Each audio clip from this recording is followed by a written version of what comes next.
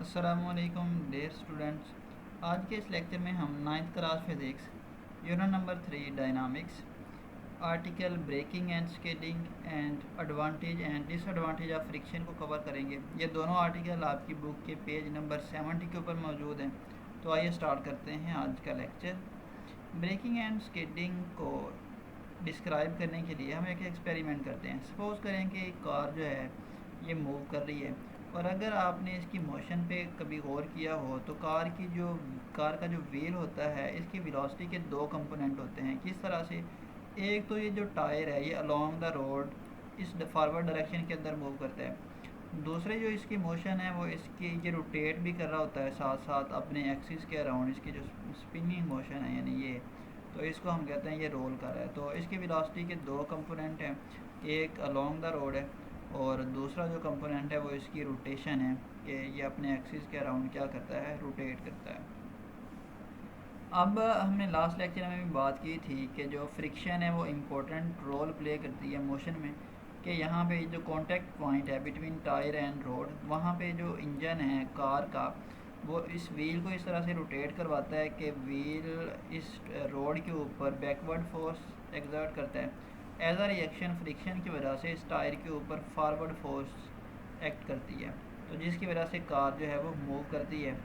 Similarly अगर हमने इस कार को स्टॉप करवाना तो हम ब्रेक अप्लाई करते हैं। जब ब्रेक अप्लाई करते हैं तो ब्रेक अप्लाई करने से जो इसकी रोलिंग मोशन है टायर की वो स्टॉप हो जाती है, सीज़ हो जाती है। जैसे ही रोलिंग मोशन जो है वो सीज़ होती है तो टायर जो है वो स्लाइड करता है। हमें पता है कि जो स्लाइडिंग फ्रिक्शन है वो रोलिंग फ्रिक्शन से कहीं ज़्यादा होती है, तो इस तरह से जो कार है वो क्विकली रेस्ट में आ जाती है। अब इस बात को रीड भी कर लेते हैं। To move a vehicle on the road as well as to stop a moving vehicle requires friction between its tyres and road. आपकी बुक में जो टायर के स्पेलिंग हैं वो कुछ इस तरह से हैं TYRES, तो आपने इसे कन्फ्यूज़ नहीं होना, ये दोनों स्पेलिंग जो हैं ये बिल्कुल एक्यूरेट है। नेक्स्ट देखते हैं कि अगर आपकी जो कार है उसके जो टायर है वो वर्न आउट हों यानी वो घिसे हुए हों, या फिर जो रोड है वो स्लिपरी हो और वहाँ पे चांस होता है कि आपकी जो कार है वो स्लिप ना कर जाए, और इससे इस तरह की जो स्लिपिंग है उसे हम कहते हैं स्किडिंग। तो वहाँ पे चांस होता है कि स्किडिंग हो, और ये वाली जो स्किडिंग है ये बड़ी डेंजरस होती है और ये एक्सीडेंट भी कॉज कर सकती है। तो इसका मतलब ये है कि जो फोर्स ऑफ फ्रिक्शन है, और यहाँ पे आप देखें कि स्लिपरी रोड पे क्या होता है कि फोर्स ऑफ फ्रिक्शन कम होती है। इसका मतलब जो फोर्स ऑफ फ्रिक्शन है बिटवीन टायर एंड रोड वो एनफ होनी चाहिए कि वो जो स्किडिंग है या जो कार जो स्लिप करती है उससे हम क्या कर सकें, बच सकें। तो इसको रीड कर लेते हैं आपकी बुक की लाइन से। The force of friction between the tyres and the road must be enough that prevents them slipping, कि टायर और रोड के दरमियान फ्रिक्शन इतनी होनी चाहिए कि हम स्लिपिंग से जो है वो बच सकें ताकि कोई एक्सीडेंट काज ना हो। अब अगर हमने कार को स्टॉप करना है जैसे कि हमने पहले भी बात की, तो अगर तो फ्रिक्शन एनफ है बिटवीन टायर एंड रोड तो तब ही कार जो है वो स्टॉप होगी। अदरवाइज़ अगर आप ब्रेक अप्लाई करते हैं सडनली, तो सडन ब्रेक अप्लाई करने से जैसे अभी मैंने आपको बताया कि जो कार के व्हील की जो रोलिंग मोशन है वो सीज़ हो जाती है। तो जैसे ही इसकी ये जो रोलिंग मोशन है ये सीज़ होती है और फ्रिक्शन अगर एनफ नहीं है तो वहाँ पे चांसेस होता है कि कार अपना जो कंट्रोल है वो लॉस करेगी और कार जो है वो स्लिप हो गई। आपने अक्सर ऐसा देखा भी होगा। तो इसको रीड कर लेते हैं। अब if the brakes are applied too strongly, यानी आपने उसको जो ब्रेक है उसको बड़े स्ट्रॉन्ग वे से जो है वो अप्लाई किया है, तो व्हील जो कार है उसका वो उसकी जो मोशन है वो लॉकअप हो जाती है। कौन सी मोशन लॉकअप होती है? इसकी जो रोलिंग मोशन है। And the car will skid due to its large momentum, यानी मोमेंटम की वजह से कार जो है वो क्या हो जाती है, स्किड करती है यानी स्लिप हो जाती है।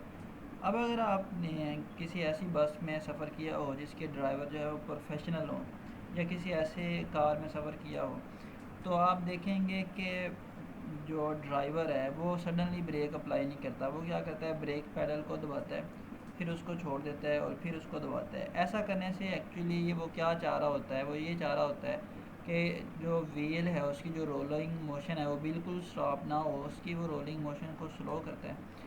तो अगर वो सडनली ब्रेक अप्लाई करेगा या स्ट्रॉन्गली ब्रेक अप्लाई करेगा तो इसकी मोशन जो है वो बिल्कुल सीज़ हो जाएगी और कार स्किड कर जाएगी। तो वो इसी केस से बचाना चाहता है। तो इसलिए ये एडवाइस किया जाता है कि आप कभी भी जो है वो सडनली ब्रेक अप्लाई ना करें, क्योंकि ऐसा करने की वजह से जो रोलिंग मोशन है का व्हील की वो स्टॉप हो जाती है और कार जो है वो स्किड कर सकती है। ये जो आपकी जो भी व्हीकल है वो स्किड कर सकती है। और आपकी बुक ने इस बात को किस तरह से डिस्क्राइब किया है, इसको रीड कर लेते हैं अब। In order to reduce the chance of skidding, तो आप चांस ऑफ स्किडिंग को किस तरह से रिड्यूस कर सकते हैं। It is advisable not to apply brake too hard that lock up their rolling motion, कि आपने ब्रेक इतनी हार्ड अप्लाई नहीं करनी कि जो व्हील की रोलिंग मोशन है वो उसको क्या कर दे, स्टॉप कर दे, और स्पेशली एट हाई स्पीड। अब जो नेक्स्ट आर्टिकल है पेज नंबर 70 पे, उसको स्टार्ट करते हैं advantage and disadvantage of friction. तो सबसे पहले डिसएडवांटेज ऑफ फ्रिक्शन देखते हैं। अब जब हमारे पास ऑब्जेक्ट्स मूव कर रहे हों हाई स्पीड के साथ, तो फ्रिक्शन उनके मोशन को हमें पता है कि अपोज करती है। फ्रिक्शनल जो फोर्स है वो उनके मोशन को अपोज करती है। अब अगर उनके मोशन को अपोज करेगी फ्रिक्शनल फोर्स, तो इसकी वजह से हमारे पास जो ऑब्जेक्ट की स्पीड है वो क्या, वो एक लिमिट तक रहेगी, उससे एक्सीड नहीं कर सकती। तो ये फ्रिक्शन का एक ड्रॉबैक है, ये उसका एक डिसएडवांटेज है कि मोशन को अपोज करेगी तो हम चीज़ों की जो स्पीड है उसको फिर एक लिमिट तक इंक्रीज़ कर सकते हैं। क्योंकि हमने सीखा था कि जो फोर्स ऑफ फ्रिक्शन है वो स्पीड के साथ बढ़ती है और एक सर्टन लेवल पे जाके ये इंडिपेंडेंट हो जाती है। लेकिन फिर भी अगर हमने चीज़ों को मूव करवाते रहना है तो वो फ्रिक्शन फोर्स जो है वो तब तक एक्ट करती रहेगी जब तक कोई ऑब्जेक्ट जो है वो मोशन में है। तो इसको रीड भी कर लेते हैं। Friction is undesirable when moving at high speed because it opposes the motion and this limits the speed of moving objects. Second drawback देखते हैं इसका। आपने सुना होगा कि मशीनरी के अंदर जो पार्ट्स होते हैं उनमें बहुत सारे जो पार्ट्स हैं वो इन कांटेक्ट होते हैं जब वो मशीनरी रन कर रही होती है। तो फ्रिक्शन की वजह से आपने मशीनों के साउंड सुने होंगे, वो सारे के सारे जो साउंड है वो फ्रिक्शन की वजह से प्रोड्यूस होते हैं। तो फ्रिक्शन की वजह से जो साउंड प्रोड्यूस होते हैं मशीनरी में, उनकी वजह से हमारी जो एनर्जी का एक पार्ट है वो कन्वर्ट हो जाता है कि इसमें साउंड एंड हीट के अंदर। और ये जो पार्ट कन्वर्ट होता है हमारी इनपुट एनर्जी का साउंड एंड हीट के अंदर, ये अनडिज़ायरेबल होता है। यानी ये मशीन से जो आउटपुट हम ले रहे हैं वहाँ ना तो हमें साउंड चाहिए होता है ना हीट, लेकिन हमारी जो यूज़फुल एनर्जी है वो लॉस हो रही होती है as a sound and heat. और दूसरा इसका ड्रॉबैक ये है कि जब इस मशीनरी के जो पार्ट्स हैं वो इन कॉन्टैक्ट आते हैं, तो इन कॉन्टैक्ट जब आते हैं तो फ्रिक्शन की वजह से इनमें वेयर एंड टेयर आ जाता है, यानी मशीनरी के पास जो है वो, और जब इस मशीनरी के पार्ट्स में वेयर एंड टेयर आ जाते हैं तो उसकी जो एफिशिएंसी है वो कम हो जाती है मशीन की। अब हम फ्रिक्शन के एडवांटेज देखते हैं कि जहाँ पे फ्रिक्शन के डिसएडवांटेज हैं वहाँ पे हमारे पास फ्रिक्शन के कौन से जो है वो एडवांटेज हैं। तो इसको देखते हैं। तो सबसे पहला जो एडवांटेज है, ये इंतहाई इम्पोर्टेंट एडवांटेज है फ्रिक्शन का, कि अगर आपने कोई भी चीज़ राइट करनी है कॉपी के ऊपर पेन की हेल्प से, तो वो फ्रिक्शन ही है जो कि हेल्प करती है किसी भी चीज़ को राइट करने में। आपने हो सकता है एक्सपेरिमेंट किया हो कि अगर किसी ऑयली सरफेस पे आप कोई चीज़ राइट करना चाहें तो आप उसको नहीं लिख पाते सही से। उसकी वजह ये होती है कि वहाँ पे जो फ्रिक्शन है उसकी वैल्यू कम होती है। तो इसका मतलब ये हुआ कि ये भी हमें जो फ्रिक्शन है उसकी ज़रूरत है। सेकेंड यूज़ हम देखते हैं, इसको हमने पहले भी डिस्कस किया था कि जब हम ग्राउंड पे वॉक करते हैं तो वो फ्रिक्शन ही है जिसकी वजह से हम ग्राउंड पे वॉक कर सकते हैं। हम ज़मीन को पीछे की तरफ जो है वो पुश करते हैं और जो रिएक्शन फोर्स है फ्रिक्शन की वजह से वो हमें आगे की तरफ जो है वो पुश करती है, जिसकी वजह से हम ग्राउंड पे मूव कर सकते हैं।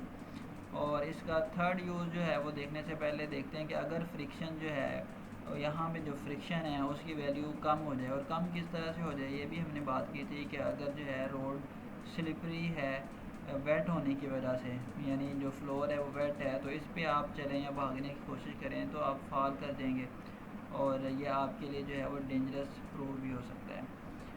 अब इसका जो थर्ड यूज़ है वो देखते हैं कि बर्ड्स आपने देखा है कि वो फ्लाई जब करते हैं तो अपने विंग को जो है वो फ्लिप कर रहे होते हैं। ऐसा करने से क्या होता है कि जो एयर में फ्रिक्शन है वो इनको रिएक्शन फोर्स प्रोवाइड करती है, जिसकी वजह से ये एयर में क्या कर सकते हैं, फ्लाई कर सकते हैं। अगर यहाँ पे कोई फ्रिक्शन फोर्स ना हो एयर में तो वहाँ तो बर्ड्स जो है वो फ्लाई नहीं कर सकते। इसका मतलब ये है कि बर्ड्स को जो फ्लाई करने के लिए एयर फ्रिक्शन की ज़रूरत होती है, और एयर फ्रिक्शन को हम फिज़िक्स की ब्रांच है एरोडायनामिक्स उसके अंदर स्टडी करते हैं।